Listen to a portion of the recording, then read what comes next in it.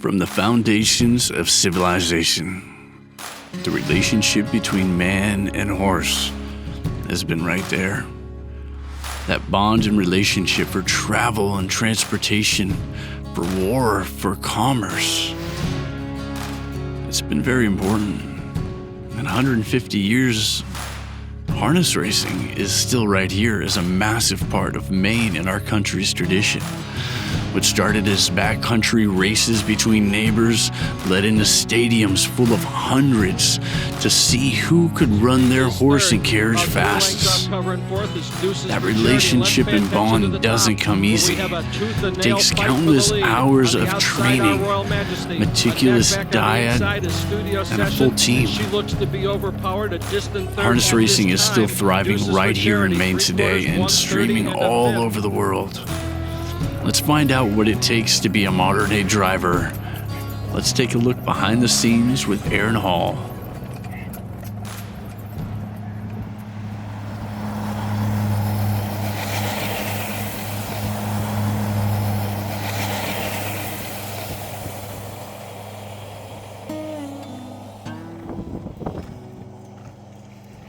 I started driving when I was 16 at the fairs, and then 18 you can get your provisional license, what they call it, where you can race at the 2 commercial tracks. So I'm 28 now, so 10 years, 12 years. Hey Bobby, which one's Ryan Barry's jog cart?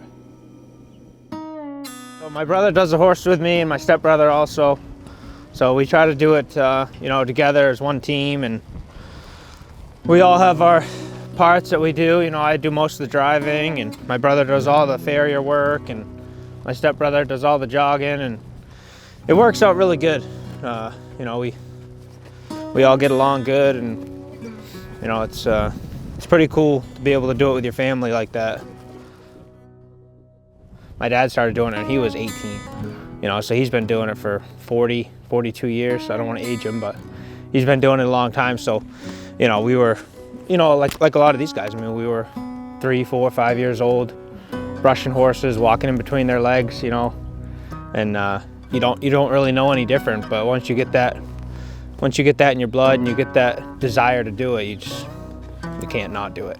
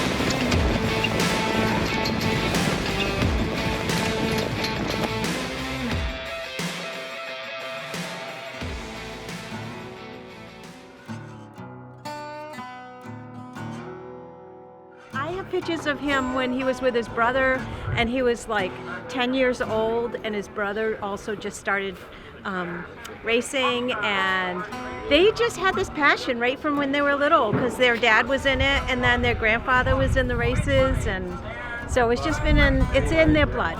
So we've got 10 racehorses, and my dad's got 4. So between everybody at the farm, there's 14. You know, like I said, my stepbrother, my brother, and myself do our 10, and you know, they'll race, then they'll have a day off to kind of relax and enjoy themselves, and then they'll start back on their jogging routine to get ready for the next race. So we race here in Maine from the end of March through the end of December. So they'll get, after December, they'll get a month or 6 weeks off where they can just go relax and play in the snow and enjoy themselves. And then usually the 1st of February, they'll start back with their training routine to get ready for April 1st.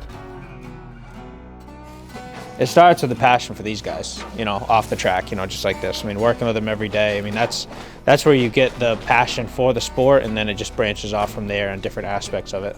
There's plenty of employment opportunities throughout the state, to kind of get your feet wet in this, grooming the horses, jogging them, bathing, getting them ready to race, things like that. And then you just start that progression of, you start jogging them and training them, and if you want to drive, you can start doing that. I mean, you can go whichever avenue you want. It's an adrenaline rush, I mean, there's no really other way to explain it. If you're into that kind of thing, then you'd be into racing, And standing on the fence, you're always wondering, like, why isn't that guy moving, or why is he holding the horse back, or, they don't understand the whole dynamic of the man and the horse, the relationship that's going on out there in that particular time. And they go to the grandstand and they see the horse show up on the track, and they run around twice, and then it's over, and they're like, wow, well, that one sucked, or whatever, or this one was great, but they really don't know, like, what it took to get the horse to that point. I've done a lot of different things. This is probably the most challenging. To put together a man and animal team that can be successful it's very hard. Like, there's only 120 seconds in that race. My instructions very clearly that day. My father says, she can leave like a scolded dog. Put her on the car, and when they say go, just give her a head. She will have the front fully at the first turn, and then when you get in the first turn, just put the brakes on. You just put the brakes on for as long as you can. Wait for someone to come. If no one comes, go all the way to the half, and then after the half, just give her a head, and then you'll win for fun, he says. Well, sounds easy, right? It was just that easy that day. He's also given me instructions before that failed miserably, so. Any athlete, what you put into them for nutrition is key, and we've had a lot of luck with the Blue Seal brand, and it's good quality food with good people, and we just enjoy doing business with them. It's such a great sport, and it's exciting. It's fun to watch live. I think if you just get them here and they get to see it and experience it, it's something they'll want to keep doing.